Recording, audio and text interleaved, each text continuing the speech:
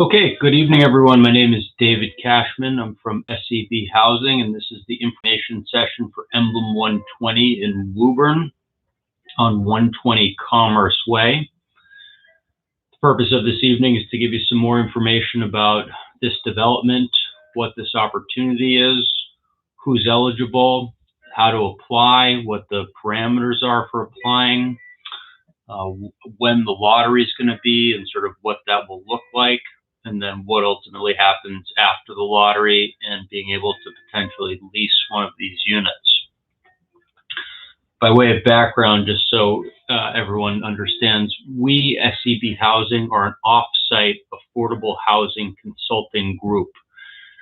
And so we do a number of lotteries, and we work with different management and ownership teams who have new developments that have an affordable component and need some help marketing those units in a specific way and running lotteries for those units and working with the applicants who want to apply for those units. But that means that we're off-site.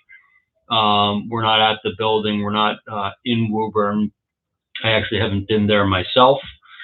And what that also means is that as you move through this process, if you do move through this process, you'll be interacting with different groups in different places. So initially, your main point of contact will be SEB if you apply, because we'll be the one looking at your application and communicating with you and interacting with you and giving you feedback on if and what's missing from your application and answering questions that you may have about the application and this process in general.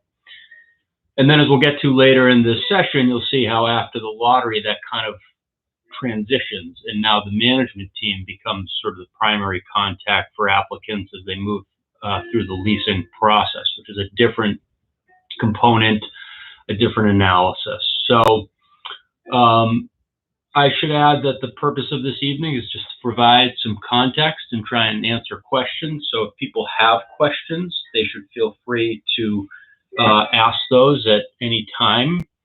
You can, unfortunately, I'm the only one who can speak, but if you have a question, there is a dialogue box, chat box to the right of the screen where you see me, and you can type in whatever question you may have there.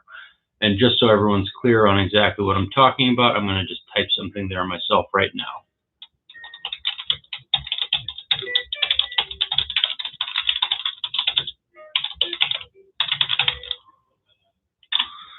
And so if anyone has a question, if it's something that I'm going to get to, I may hold off and then just address it at the time where it kind of makes the most sense to get to it.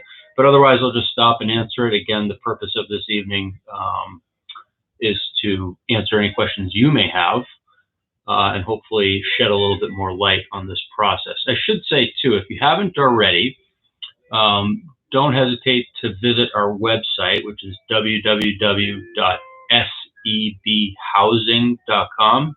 Again, that's www.sebhousing.com. I just typed it there, and you can go on the Affordable Housing Opportunities page, click on I Want to Rent, and then you will see Emblem 120 pops up, along with a number of other properties that we're currently working with. You'll see a photo. You can click on that.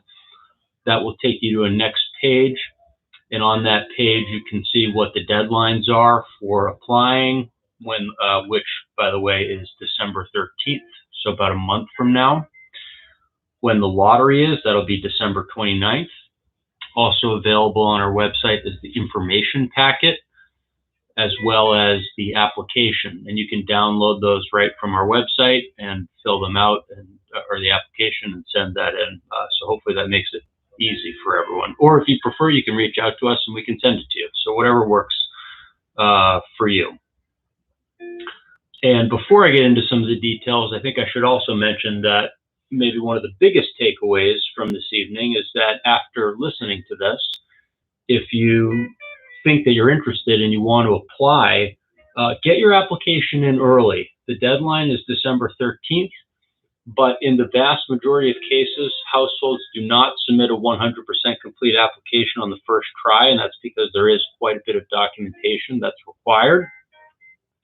If you've looked at our application, you can see it's almost 30 pages long. Now, some of that won't apply to you, and maybe much of it won't apply to you. and you can simply check off NA. If you don't have a certain type of account or a certain source of income, then any of the questions that pertain to that are going to be irrelevant to you or inapplicable to you. You can just check not applicable. So don't necessarily see 29 pages and think, oh my God, I have to go through 29 pages and provide stuff for each and every one of these questions, because in many cases, or in some cases, the question may not actually pertain to you. But you still want to go through it carefully because it does provide a lot of detail. And as I'll touch on in a little bit here, particularly around income and assets, the program defines income and assets pretty broadly. And there are a number of different types of sources of income or assets that you may have that you may not necessarily think of when you first say that word. And so you want to go through the application pretty closely. We provide a chart, and in that way, you don't overlook something that the program says that is a source of income. I'll touch on that a little bit more as we go through this presentation. And I should say as well that the information packet does have a lot of details, and I'll be sort of summarizing some of what I think are the most salient points from the information packet. But if you haven't already, and even after watching this presentation, I do think that there's value in looking through the information packet, because we really do try and give a very thorough and clear overview and analysis of this opportunity and this process. We try very hard to answer a lot of the common questions that come up. And I think there's a lot of information in there that may be useful to you if you haven't looked at it already. Again, that's available from our website, www.sebhousing.com. Let me just give you a little bit of information about the development. It looks like it's very conveniently located in Woburn. It looks like it's right off of 93 and quite close to 95, and it's also pretty close to a number of shops. There's a Market Basket, a Home Sense, there's a Lowe's, a Kohl's, and a number of other businesses in the area, but at the same time, you're right near the highway, so easy access to points north and south. In total, there's going to be 289 units at this development. They're all rentals. And of those 289 units, 29 will be made affordable through, or are affordable and will be made available through this process. And they are going to be ready starting in roughly the spring of 2022. And these affordable apartments will be rented to households who qualify, and we'll go into what the qualification standards are in a bit here. It does look like a very beautiful community. I don't know if you've looked. If you haven't, they do have a website, although I think there are more photos that are not yet available on the website. I'll see if I can put those up on SEB's website for anyone who's interested, but you can just see that the building itself is sort of textured. It has different colors, and there's a courtyard that looks to be quite nice with a sort of a pool featured prominently. There's a very nice roof deck. There's barbecue areas within the courtyard. There's a resident lounge that looks to be very sleek and kind of modern with nice TVs and other features. There's a fitness center. There's plenty of on-site parking. So this is a very modern, new, beautiful new development. And of the 29 affordable units, they come in a variety of studios, 1 bedrooms, 2 bedrooms, and 3 bedroom layouts. In total, there are 3 studio affordable units. Those have 1 bathroom. They're about 560 square feet, and the rent for those is $1,662. There are 16 1-bedroom, 1-bath units. Those are about 760 square feet, and the rent is $1,889. There are 7 2-bedroom, 2-bath units. Those are a little over 1,000 square feet, and the rent is about $2,100 per month. And 3 3-bedroom, 2-bath units. Those are just about 1,400 square feet, and the rent is $2,361 per month. Now, These affordable units are scattered throughout the building. They're on different floors. They're in different locations. They're not all clumped together or in one specific part of the building. They're not all siloed one on top of one another. And they are not identifiable as the affordable units by anyone walking through the hallways.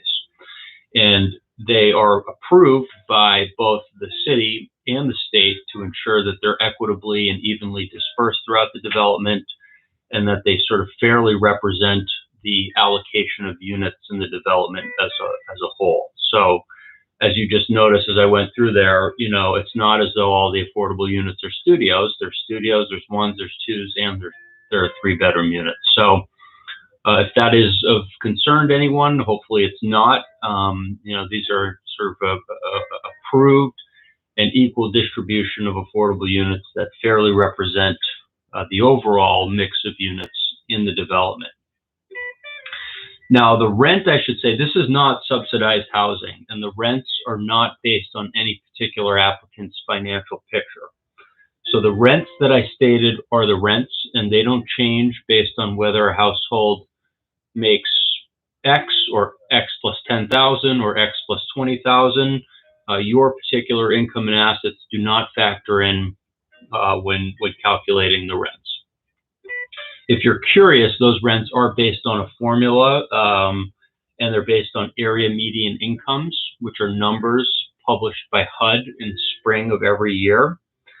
And so that means that they change every year. They don't change mid-lease, but rents typically change once a year in the spring.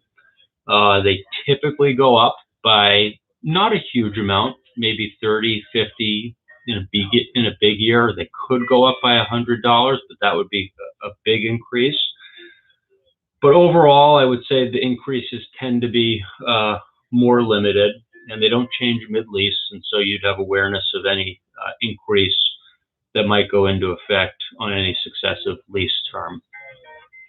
And you don't have to memorize what those rents are, by the way. They are contained on they're listed on our website. They're in the information packet. They're in the ad. They're in the application. And that's true of most of what I'll go over this evening. So don't feel as if you need to be scribbling down, you know, everything I write or memorizing it. It's basically all right in the information packet. So you can just sit back and kind of listen. And if you weren't sure about something later, I think there's a very good chance you can find the item that you couldn't remember in the information packet. So you have the different rents for the 4 different unit sizes. Again, those are not based on any particular applicant's financial picture. And they do not include electricity. And it looks like heat, cooking, and hot water are all electric, or water or sewer. So your overall monthly bill will be higher than the rents that I just quoted. There is, however, a parking spot included for each affordable tenant in the rent. So let's talk generally about what the eligibility requirements are. And I should say too, if you're interested in this opportunity and you apply, and I said before, get your application in early. And I also think that if you do get your application in and you're eligible for the lottery, which we'll talk about, then I think there's a very good chance that you can get a unit. A very good chance. I can't promise, but I think there's a very, very high likelihood that you'd have an opportunity to move forward. So there's a question from Elizabeth. Thanks for your question. The question is, can anyone apply, or is it only for Woburn residents? Absolutely anyone can apply. You don't even have to be from Massachusetts. Now, as we'll talk about later, there is a local preference for Woburn residents, but that should not deter you, because there's more important than being qualifying for local preference, which means living in Woburn, working in Woburn, or having children attending the Woburn schools. More important when determining the order of priority on the waiting list is household size and the number of bedrooms that the program says a household of your size and composition would need. And we'll talk a little bit about that when we talk about the waiting list, Elizabeth. But so to answer your question summary, anyone can apply. There is a local preference for Woburn residents for some of the units, but particularly for the 2-bedroom and 3-bedroom units, household size is a more important indicator of where you'll be on the waiting list and what your likelihood is of moving forward. And so if you're not a Woburn resident, I would not let that deter you for 1 second from applying for this opportunity. So households must have income and assets to qualify under the program rules. Household priorities I just sort of touched upon will be factored in when setting the waiting lists and where households are on the waiting list. The program wants to make sure that households are not overhoused, okay?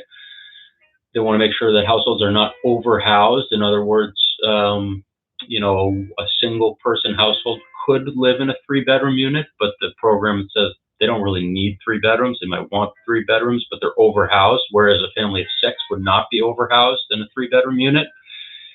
And therefore, when we create the waiting list, those bigger families will be higher on the waiting list for those larger units.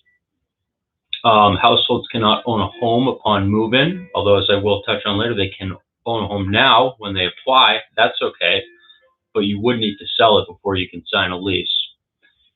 And households cannot have a financial interest in the development or be considered a related party. So I don't think it's ever really comes up that someone, and maybe every once in a while, someone has a financial piece in one of these developments we work on, although exceedingly rare.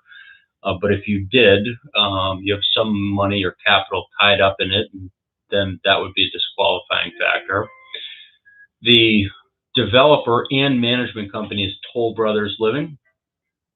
So if you're related to anyone at Toll Brothers or you work for Toll Brothers, those would be disqualifying factors. And the reason there is, you know, it can create the appearance of impropriety or favoritism.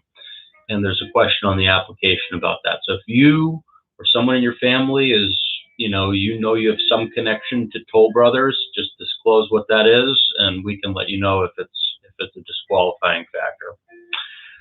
I would note as well that one of the 1-bedroom units is built out with special features for persons with hearing impairment, and anyone who needs those special features will be at the top of the list for that unit that has those features.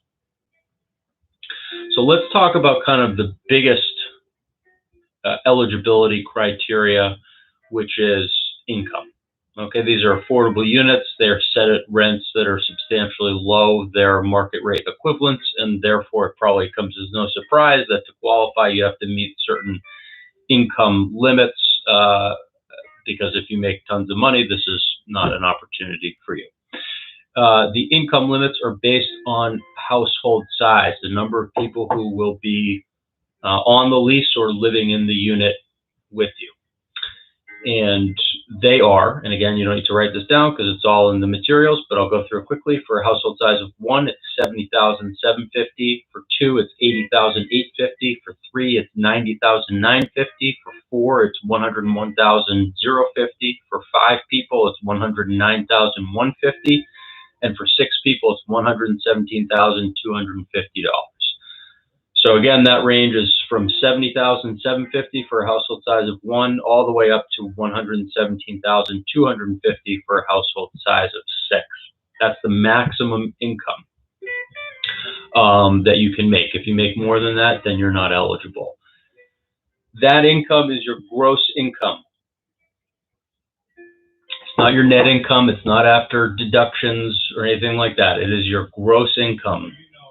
And in general, when we're trying to determine whether you meet those income limits, we're projecting forward 12 months using recent history, using recent pay stubs and taxes to give our very best estimate of what you are likely to make over the next 12 months. Necessarily, that is a somewhat imperfect calculation because things can change, right? They can always change. They can go up, they can go down, they can stay the same. But your most recent and historical income is the best predictor of, you know, what you are going to make going forward. Now, so that is sort of how we are calculating it. Now, if you made, you know, $90,000 last year, but you can show that this year you've cut back on hours and have a documented history of working less, or maybe even earning less. You took a pay cut or something, or you made 90,000 because there was a bonus program in place, and now you can show that that bonus program has been entirely eliminated. That would be a situation where maybe your past income is not the best predictor of what you're likely to make going forward, and the more current, lesser income would be. And in that case, we could factor that in and say, well, you made 90 last year, but it's pretty clear you're on track to make 70 this year because you're have a documented pattern of working fewer hours and making less money, and you have this letter from your employer that says there's no bonus any longer, and you had made a bonus last year that put you at that $90,000 mark. But general statements of, I made 90,000 last year, but I think I'll make 70 this year, without any history of that, without any real concrete evidence to show that, would not be sufficient for us to say that you are likely to make 70 going forward. 90 would be more likely the accurate predictor. So income is a projection next 12 months moving forward based on what you've made recently. And you'll see in the application we asked for your taxes, we asked for your 5 most recent pay stubs, and a number of other things. The income it's everyone in the household. Okay, everyone in the household, with the exception of children under the age of 18. So, if you have a minor in the household and they have a newspaper route and they make some money there, we're not counting that. And also, it excludes the income of full-time students who are dependents, up to over $480. So it excludes over $480 the income of full-time students who are dependents. So if you have a kid who still claim on your taxes, who goes to school and they make $10,000 a year, if they make $20,000 a year, they make $5,000 a year, we count 480. And anything above that, we don't count. But other than those 2 exceptions, we are counting the gross income of all household members. Take a look and go through the application carefully, and particularly we have an income table and we list a number of different sources of income. And as I touched on earlier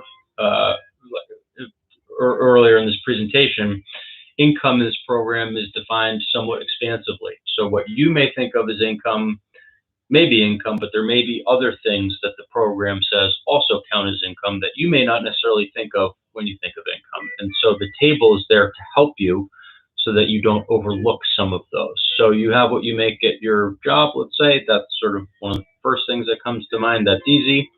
Maybe you also work a little bit of part-time. You have your own little business on the side. You sell collectibles on eBay or whatever, and you do it routinely. Or you have some other self-employment, that's going to count. Maybe you receive child support or alimony or Social Security income or Social Security disability income. Perhaps you're drawing down regularly from a pension, or you receive workman's compensation or unemployment compensation. Perhaps you receive periodic payments from a family member or loved one. That's one that comes up with some frequency. It's not just taxable income that the program counts, it's other sources as well. So you want to go through that table carefully because you don't want to overlook something and possibly give yourself this sort of false notion that you're eligible because you're just thinking about what you make at your job, but you've totally forgotten that twice a month, every month for the last year, Uncle Ted has given you $500 just to help with life's expenses, which is nice, but that would count as income. Or you receive child support or alimony, and you're not thinking about that, but oops, we have to count that. Okay, that's what the program says we have to count. So that's there in part for your benefit so that you don't overlook stuff. Take your time going through it so you don't miss stuff. And if you have questions, and this is one of those processes where I think very commonly households may listen to this presentation or kind of take a look through even the information packet or the application And you don't really realize what your questions are until you kind of sit down and start doing it. And that's when you really kind of, you think of stuff that maybe you weren't thinking of before you started.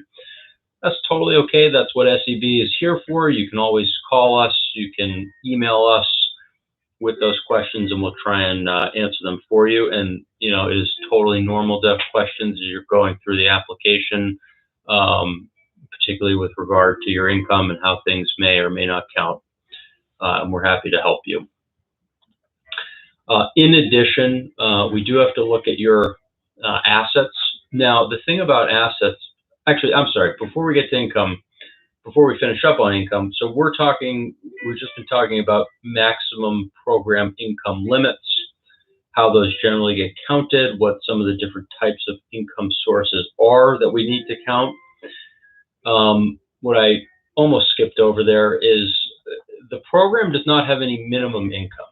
Okay, so this affordable housing program technically would say that if you do not have a job, have not worked in years, have not made any income of any kind in years, hypothetically, that wouldn't program disqualify you, because the program doesn't have any minimum income limits. You could make $0, you'd be well under $70,750 or whatever the applicable income limit is. However, it's not subsidized housing, okay? And so the property wants to make sure that its residents, all residents, whether affordable or market rate residents, have sufficient income or assets that they're actually going to be able to pay the rent each month. And that's very common. And so they do a minimum income analysis to try and assure themselves that the tenant, the applicant, is going to be able to make their rent. And the rent to income ratio is 50% or 2x. In other words, the applicant must make about 2 times the rent in income to meet their lease screening criteria. Now, a few points on this. One is, if you have a voucher, ignore what I'm saying, because any minimum income screening does not apply to you. That's what the voucher is for. You're only going to be paying 30% of your income, and the voucher covers the rest of it. Or if you have no income, it may cover all of it. So again, if you have a voucher, ignore anything I am saying about minimum income screening, because it does not apply to you. But if you don't have a voucher, it will apply. Another important point is, if you are under the minimum income threshold, the lease screening criteria, if you have significant assets, you can draw from those, and that may be sufficient to make up for any deficiencies in your income. So unlike income limits, which we talked about already, the program income limits, which are by the number of people in the household applying, right? Remember, your household size of 1 can make up to $70,750, and a household size of 2 can make up to $80,850. The minimum leasing office screening criteria is based on the bedroom size that you're applying for, not the number of persons in your household. So for a studio, it's a little bit under 40,000. That would be the floor.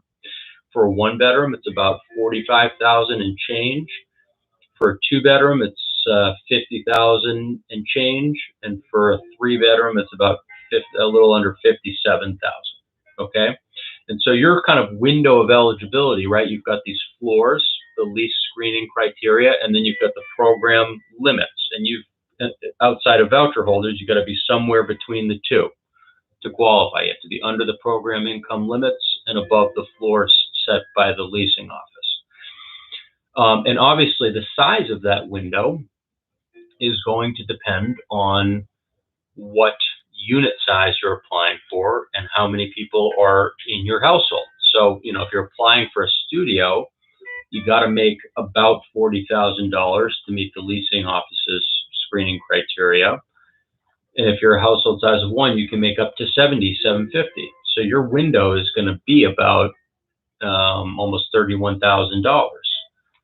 But if you're a household size of 2, you can make up to almost $81,000. So now you're at a $40,000 window. Okay, so your kind of window of eligibility is impacted by both the unit size you're applying for and the number of people in your household. Now, in addition to income, we also have to look at household assets. But the thing about assets is that there's no asset limit. So you could actually be kind of flush with assets, have quite a bit in your savings account and other checking account and other retirement accounts and other places. That is not going to put you over any asset limit because there isn't one. But that doesn't mean you don't still have to give us information about your assets. We do still need to collect it and analyze it. And that's in part because sometimes assets generate income in the form of interest. So, if you just have like a savings account at a bank, it's not going to be very much, but it's going to be something probably. And that interest that you get from the bank counts as income. But you may have other assets that do much better, right? So you may have a certificate of deposit or something like that where you give it to the bank and you can't touch it for a year and you get a higher rate of return, and that whatever interest you get from that CD over the would be counted as income to be applied towards the income limit.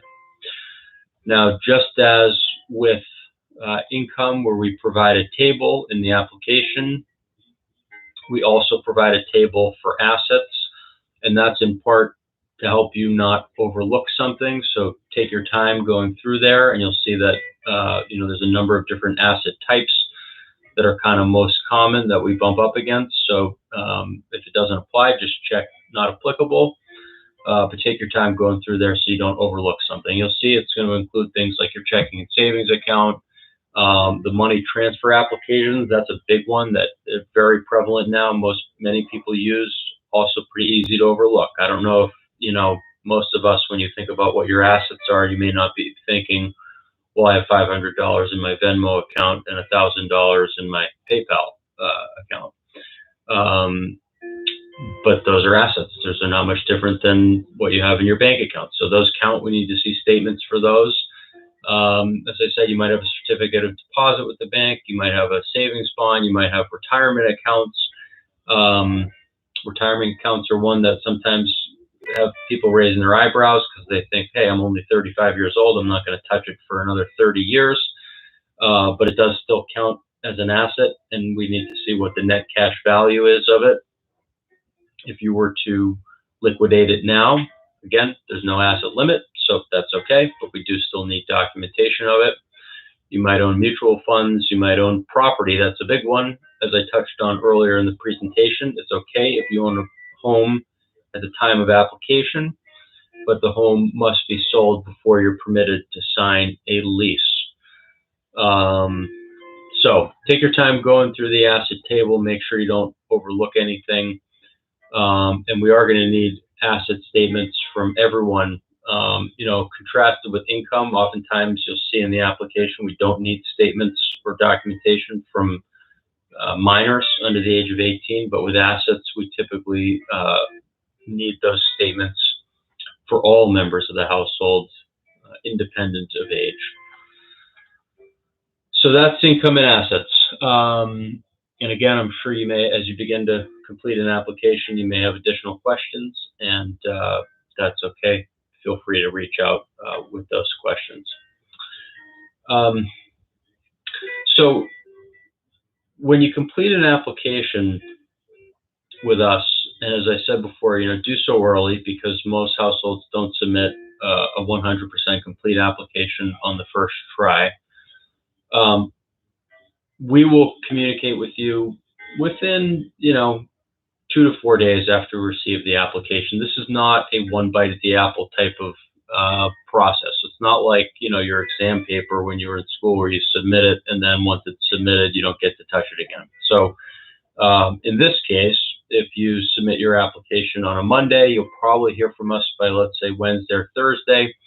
And we'll let you know what, if anything, is missing. And if there's stuff missing, you can work on collecting those documents and resubmitting them or submitting them for the first time. And we'll kind of go back and forth until we have everything from you. If you're ineligible, we'll let you know you're ineligible and we'll let you know why. And if you think that there's, we've made a mistake, you let us know, we can look into it. If you're incomplete, as I touched on, we'll let you know exactly what's missing. We'll send you a bulleted list of exactly the items that we need from you. But if you're eligible, we'll let you know that too. And if you're eligible, you'll get a lottery application number, and that application number will be in the form of A.blank blank blank. It'll be 3 numbers, and those numbers will merely correspond to the order in which we received your complete and eligible application. And that's all it means. And so if you are the very first household to submit a 100% complete and eligible application, you will be A.001. And if you're the next household, you'll be A.002. Those numbers have no bearing on your moving forward or where you're going to be in the lottery and where you're going to be on a waiting list or anything like that. They're just anonymous identifiers to be used when we run the lottery. The letter we send you will also have some additional information. You'll want to look through that carefully and make sure that everything we've put in there aligns with what you think you put in the application. So, you know, we don't make mistakes very often. We are human. Occasionally we may make a mistake. And if you look through the letter we send you and note that, that's great. Let us know. We can fix it before the lottery. That's certainly easier than fixing it after the lottery. And the types of information that will be in the letter we send you will be like who is in your household, who'd you apply with, what bedroom size or sizes did you apply for, what household type are you, did you indicate the need of a hearing impaired unit, did you qualify for local preference. So look through those and see, yep, this kind of squares with what I put in my application, or maybe there might be a mistake there, in which case you let us know and we fix it. And on that point, when you fill out your application, you're not confined to only applying for 1 unit size. And in fact, there's no downside to applying for multiple unit sizes if you think you may be interested in multiple unit sizes. The worst thing that can happen is at some point, the worst thing that can happen is, you know, you're eligible for the studio and the 1 bedroom, and we run the lottery, and then you have to make a choice which one you want. But that's not so bad. It's certainly better than the opposite, which is you only applied for a studio. We run the lottery, and afterwards you say, oops, I wish I had applied for a 1 bedroom. I don't know why I didn't do that. And at that point, you still could apply for a 1 bedroom, but you'd be doing so like as a post-lottery household. So you wouldn't get to take advantage of your status as a lottery household. You'd be behind the lottery households. So there's every reason to be more inclusive on the application on the question that says which bedroom types are you applying for, and little reason to sort of be more narrow in your selection. If you think you're interested in a couple, check them all off. There's no downside. On the date of the lottery, which is December 29th, and the lottery will be done virtually, same as we're doing now. I'll probably be here. I'll have my lottery box, and I'll have all the lottery application numbers.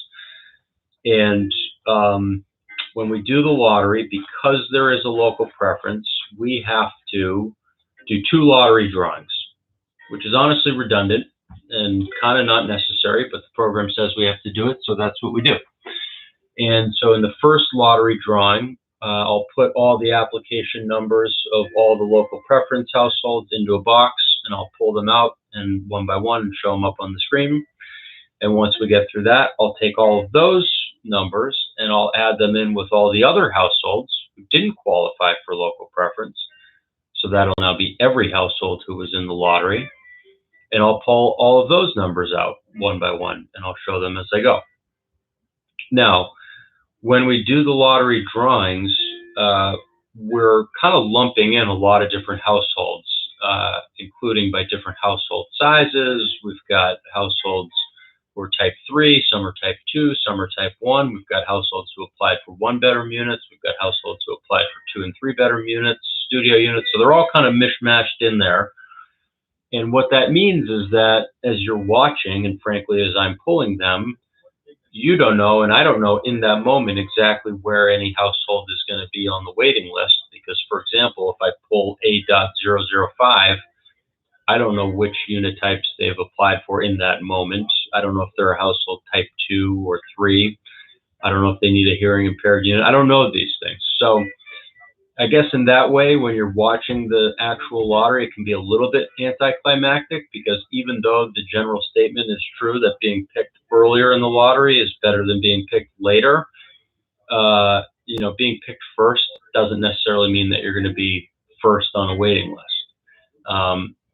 Now, the good news is that within a few hours of doing the lottery selections, I will then take those and I'll sort of put it in our database and start looking at which households applied for which unit sizes, what household type they are, did they need the hearing impaired unit, et cetera, and we'll start populating the waiting lists according to the various priority categories. And probably by the end of the evening on December 29th, or at the latest the 30th, we'll have constructed the various different waiting lists, and those will be ordered top to bottom in the order that households will have priority moving forward. So even though in the moment that I'm doing the lottery drawing, it's a little bit hard to say what exactly it means, within a few hours or at the latest a day, you will have the waiting list, and those will be ordered top to bottom, and so you'll know exactly where you stand on any waiting list. Now, in this way, these lotteries are totally different than what I think a lot of people think of when they think of lotteries, and I still see this sort of verbiage used a lot, even among people who've been around this a while, and they say, who are the winners? Who are the lottery winners? And the reality is there aren't really winners or losers. Everyone is in the everyone who's eligible is in the lottery, and everyone is picked, and everyone is on a waiting list for a unit size that they qualified for. Now, some people are going to be higher on that waiting list than others, but everyone's on a waiting list, which means in theory that at some point they could have the opportunity to move forward. So I sort of avoid the terms like winners or losers because I just don't think they're applicable. Everyone here is eligible, is in the lottery, everyone gets picked, everyone's on a waiting list.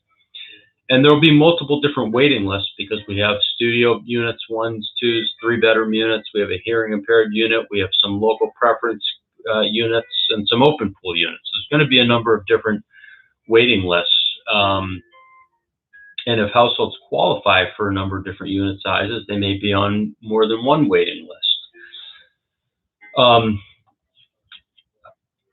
Trying to kind of break down how the waiting lists are constructed may end up being more confusing than it is helpful, so I won't sort of endeavor to do that now. But if you're curious, you can take a look at page 12 of the information packet, which will detail exactly how the waiting lists get created from the lottery results. But in general, keep in mind that for the larger units, for the 2-bedroom and 3-bedroom units, household type is more important than where you're picked in the lottery, and in some cases, even whether you have local preference or not. When you fill out, if you're saying, what is Dave talking about? What is household type? Good question. Well, when you fill out the lottery application, you'll see one of the first questions is what household type you are. And you'll see that there are type 3 households, type 2 households, and type 1 households. And you may say, okay, well, what's a type 3 household? And the answer is a type 3 household is a household who the program says is appropriately sized, i.e. not overhoused in a 3-bedroom unit. And a type 2 household is a household who's appropriately sized, i.e. not overhoused in a 2-bedroom unit. And a type 1 household is appropriately sized for a 1-bedroom unit. There are various different household size compositions within each type. So you'll see, for example, for a type 3 household, there are 5 different ways you could be a type 3 household. You could be, for example, you could be a 6-person household, you could be a 5-person household, you could be a single parent with 2 kids, and a couple other iterations. But you just find your composition that matches your household, and you check off the box, which will be tell you which household type you are. But so, for example, if you're a 6-person household, you're a type 3 household. I don't care who the members of your household are. The program says if you're 6 people, you need 3 bedrooms. Okay. Similarly, if you're a 1-person household, you're going to be a type 1 household, absent some reasonable accommodation and need for a 2nd bedroom to accommodate a disability. But if that doesn't apply to you, if you're just a 1-person household, you're going to be a type 1 household. So going back to the waiting list, when we do the lottery, we pull all the numbers.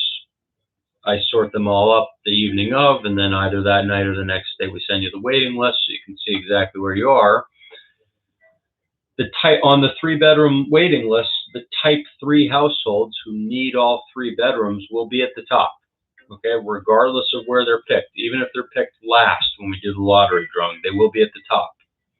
By contrast, and they'll be followed by type 2 households, who will be followed by type 1 households. So what that means is, you know, if you're a single person type 1 household and you're picked very first in the lottery and you applied for a 3-bedroom unit, you're probably not going to be the number 1 on that waiting list, because any bigger households who actually need all 3 bedrooms and aren't overhoused in that unit are going to be above you, even if they're picked after you. They'll leapfrog over you. So that's enough about waiting lists. If you want to kind of dig in a little more, take a look at page 12 of the information packet, and that will probably provide more information than you even want. So we do the lottery, create the waiting list, we send you those. What happens next? Well, at this point, you've been fully program certified by SCB. You've been in the lottery, you've been picked, you're on a waiting list or several waiting lists, you see exactly where you are. And now we kind of transition to the second step of this process, which is now you got to go apply for a lease with the leasing office. Okay, so your kind of point of contact changes. Now you're dealing with Toll Brothers, and you're going through their lease screening process with them. And they'll probably invite multiple households to come in. At that time, you can look at units. I don't know exactly where they'll be at that point, if they're doing in-person tours or if they'll be doing sort of something virtual. They may have floor plans and photos and diagrams for you to look at. They may have a model unit. But point is, you'll get to look at the units in some fashion, and you'll see exactly which units are available to you from your waiting list, right? So if you're on the 1-bedroom waiting list, they're going to show you the available affordable 1-bedroom units. And so you'll complete a lease application with them, and at that point, they're going to look at factors that we haven't looked at. So they might look at your criminal background if you have one. They might look at your tenant history to see if you've got any defaults or late payments or evictions. Probably look at your credit, that's a pretty common one, and see if you meet their criteria. And they do the same thing for market rate tenants, applicants. What that means is that, you know, if you're number 1 on the waiting list after the lottery, don't go telling your current landlord, hey, I'm moving out, I'm number 1 on the waiting list, I'm going to get a unit, because the truth is you're not done with the process yet, and you haven't passed the leasing office's lease screening criteria yet. You still need to do that. So don't sort of jump the gun, so to speak. If you do meet the Toll Brothers lease screening criteria, then great. You've been program certified, you've been determined to be lease eligible, and now you can go forward with signing a lease. And at that point, you can make sort of more definitive plans to maybe move from where you're currently living. Now, when you're selecting from available units, you're selecting from any of the units on the waiting list that you've been invited from, okay? So, and the advantage of, and so what that means is that for the households higher on the waiting list, there's an advantage because they would get to select from any of the available units from that waiting list. So for example, there are, I think, let's just say here, 3 3-bedroom units at this development. So if you're the number 1 household on the 3-bedroom waiting list, Toll Brothers is going to say to you, here are 3 3-bedroom affordable units. This one's on the 1st floor, this one's on the 4th floor, this one's on the 2nd floor, on the west part of the building, that one's on the east part of the building. You know, this one will be ready next month, that one will be ready in 2 months, and the other one will be ready in, 3 months, right? And the beauty there, being number one on the waiting list, is you just pick whatever one works best for you. Once you've selected that unit, that's kind of taken offline, and the household behind you gets to select from the remaining two. Once they've chosen that unit, then the next household would get the third and final unit. So there's a real advantage to being higher on the waiting list.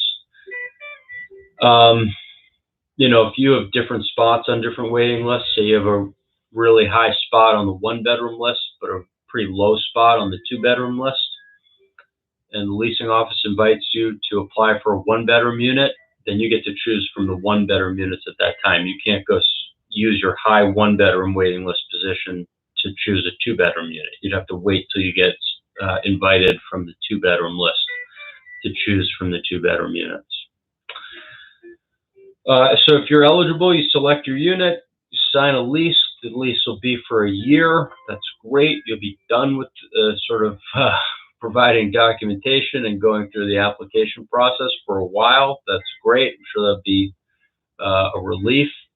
You can live in your unit, but you do want to continue to maintain a file of your income and asset documentation, because in this program, every year, if you're going to renew your lease, you need to recertify your eligibility and show that you continue to be eligible. And so if you continue to collect those documents and build a file over the year, then when it comes time to recertify, which will usually be about 2 to 4 months before your lease is up, you'll already have all that stuff. You've done it before. You kind of know what the process looks like. You know which documents you need and which you don't. And if you've been building your file, you can just kind of easily pass everything over, and hopefully that process should be smooth and relatively easy for you. The downside, I think, obviously from the tenant's perspective, is that you have to undergo a recertification. I'm sure no one really looks forward to that. The upside is that you've done it before, you kind of know how to do it, and in addition, the income limits go up substantially upon recertification. They go up by 140% from what you could make at initial certification. So what does that mean? As an example, when you're applying for this opportunity now, if you're a 1-person household, you can make up to $70,750. If you make more than that, then you make too much. But that same 1-person household, if they qualify initially and they rent the unit, and now they're going to recertify in 10 months time, now they can make up to $99,050 and still be eligible. So they have about a $30,000 buffer where they can maintain eligibility. And so if you got a raise or a bonus or whatever at work during the year that you're in the unit, you may still be able to qualify because you have these higher income limits that apply to you. So I think I've covered the big points I want to cover. I'll stick around for a second if there are any questions. And I think I'd probably end where I kind of started, which is, if you're interested, submit an application in early for, because you're probably going to have to work on it and submit some documents that you didn't submit the first go around, and that's fine. You can have as many cracks at it as you want. And if you do get into the lottery, I think there's a great chance to get a unit, and this is a beautiful new development, really nice, great opportunity. So get that application in early, and we'll work with you to try and get you across, totally complete, and if eligible, they'll put you in the lottery. And yeah, that's it. So are there any questions? I'll hang out for a second if there are. Otherwise, thanks for tuning in. I hope you found this session informative. Basically, everything I covered was from the information packet, which is available on our website. So take a look there. You can review it, and probably many of your questions will be answered in it. And that's it.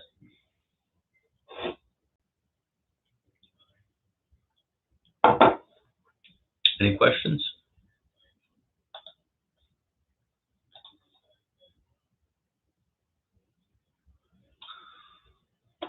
All right. Well, thanks for tuning in and have a great evening, everyone.